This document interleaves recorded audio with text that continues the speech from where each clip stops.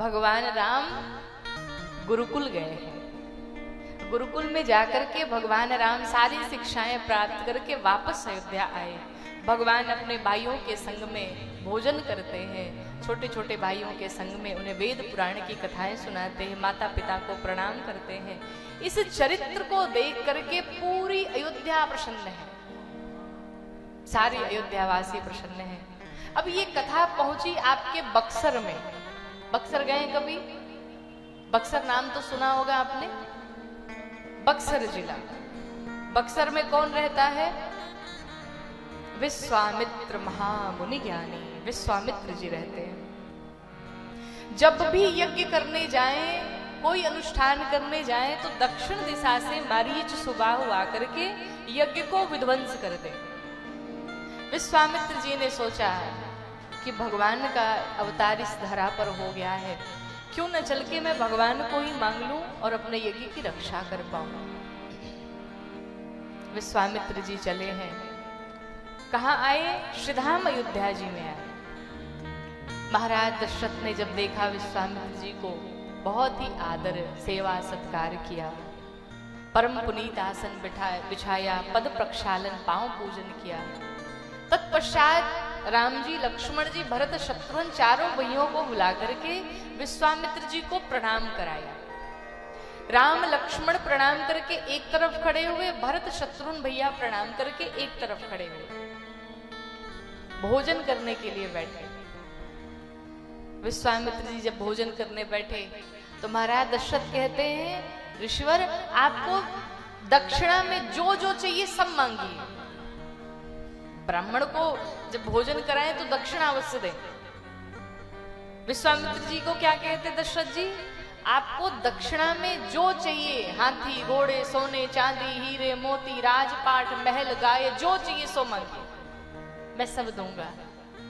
लेकिन विश्वामित्र जी मन ही मन सोच रहे हैं, महाराज आपको पता नहीं मैं क्या मांगने वाला हूं, और जब बता दूंगा तो आप दे नहीं पाओगे। अब बार बार कह रहे मांगिए मांगिए। तो विश्वामित्र जी ने क्या कहा? महाराज अब इतना कह रहे हैं तो मैं बता ही देता हूं मुझे क्या चाहिए। कहा कही ना सरकार आपको क्या चाहिए? तो विश्वामित्र जी कहते हैं कि अनुजा समेता बेहू रघुनाथ, मुझे लक्ष्मण के साथ राम जी को दे दीजिए। है जैसे ही सुना दशरथ जी ने कि राम को मांग रहे हैं, दशरथ जी क्रोध में आ गए। अरे हमने मांगने के लिए कहा सोने चांदी हीरे मोती राजपाट मांग लीजिए, आपने तो मेरे प्राण ही मांग लिए। ना प्रभु ना, मैं सब कुछ दे सकता हूं पर मैं अपने राघव को नहीं दे सकता। दशरथ जी हाथ जोड़ के खड़े हो गए, रो पड़े। कहते हैं दशरथ जी कि राघव को मैं न दूंगा, राघव को मैं न दूंगा। मुनिनाथ तजते तजते ये मेरे प्राण ना रहेंगे, मेरे प्राण ना रहेंगे। क्यों? यह दान करते करते राघव को मैं न दूंगा। प्रभु मेरे प्राण चले जाएंगे अगर मैंने राम को विदा किया, तो मैं राम को नहीं दे सकता, सब मांग लीजिए। अच्छा आपसे कोई कहे महाराज जो मांगी वो देंगे, खूब आपसे कहे और आप जब मांग ले तो मना कर जाए नहीं दूंगा। अब आप ईमानदारी से बताइए, आपको क्रोध आएगा कि प्रेम आएगा? गुस्सा आएगा ना। अभी तो कह रहे थे कि मांगो मांगो, मांग लिया तो मना कर दिया। लेकिन विश्वामित्र जी को क्रोध नहीं आया, विश्वामित्र जी को प्रेम आ रहा है। दशरथ जी पे कितना प्यार है भगवान राम से। अब मैं कैसे मांगू राम को? और मांगना भी आवश्यक है। उसी समय गुरुदेव वशिष्ठ आ गए। जब गुरुदेव वशिष्ठ आए, विश्वामित्र जी ने कहा सरकार एक उपाय करो, समझाओ महाराज को। ये तो इतना प्रेम करते हैं कि राम को जीवन में न देंगे, और अगर राम वन में नहीं गए तो आगे का कार्य कैसे बढ़ेगा। गुरुदेव वशिष्ठ कहे चिंता न करें, मैं कुछ करता हूं। गुरुदेव वशिष्ठ ले गए भीतर और महाराज दशरथ को समझाते हैं। विश्वामित्र जी की बातें सुनकर के गुरुदेव वशिष्ठ भीतर ले गए और गोस्वामी जी ने लिखा कि तब वशिष्ठ बहु विधि समझावा, तब वशिष्ठ बहुविधि समझावा।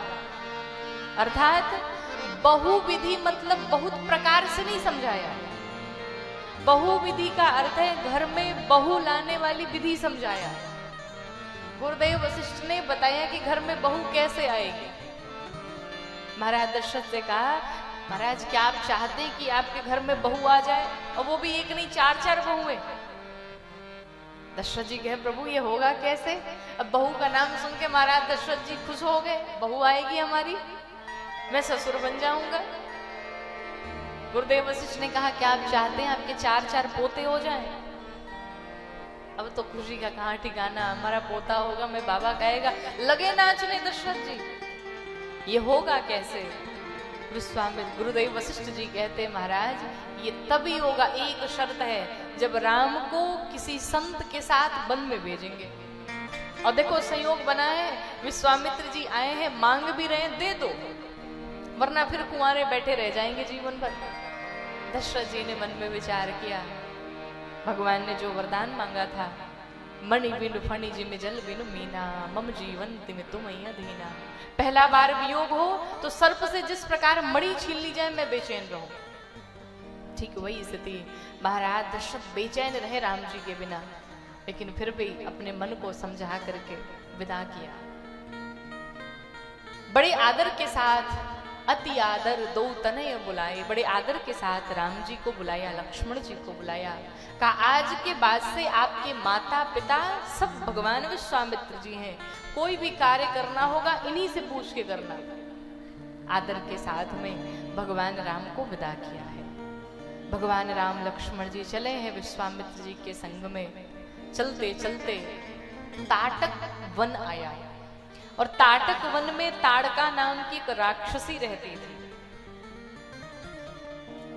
उस राक्षसी के कानों में जब भगवान की आवाज गई, ताड़का ने अपने हाथों को बढ़ाया भगवान को मारने के लिए। विश्वामित्र जी ने कहा राम इसका वध करिए। लक्ष्मण जी निकाले बाण ताड़का को मारने के लिए, पर मेरे प्रभु श्री राम इतने सरल हैं, इतने दयालु हैं। राम जी कहते लक्ष्मण किसी भी अबला पर, किसी भी स्त्री पर हाथ नहीं उठाना चाहिए, वार नहीं करना चाहिए। इधर जैसे ही विश्वामित्र जी ने सुना अबला, विश्वामित्र जी कहते राम ये अबला नहीं सबला है, न जाने कितनों को खा गई है, मारो इसे। इसे मारने में कोई दोष नहीं है। भगवान राम ने एक ही बाण प्राण हर लीना, दीन जाने देने जो पद दीना। एक ही बाण में ताड़का के भगवान ने प्राण हरण कर दिया।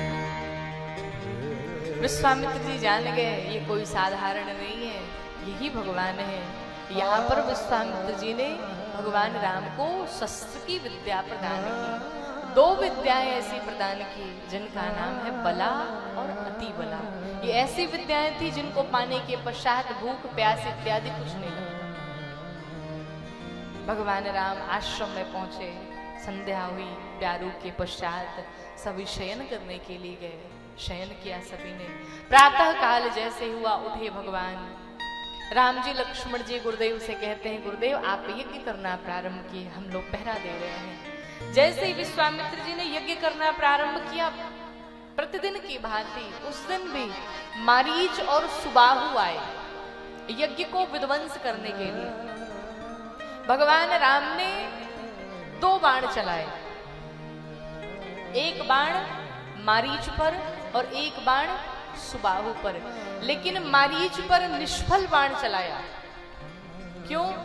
बेहोश करके मारीच को भगवान ने छोड़ दिया। क्यों छोड़ा? भगवान ने सोचा अगर मारीच अभी मर जाएगा तो आगे सोने का हिरण कौन बनेगा, इसलिए इसको बेहोश करके छोड़ो। और ऐसा कहते हैं कि मारीच को जब भगवान ने मारा तो मारीच मॉरिशस में जाके गिरा। मॉरिशस नाम सुना है ना, विदेश। कहते हैं मॉरिशस में बहुत भोजपुरी भाषी लोग हैं, भोजपुरी बहुत बोली जाती है। क्यों?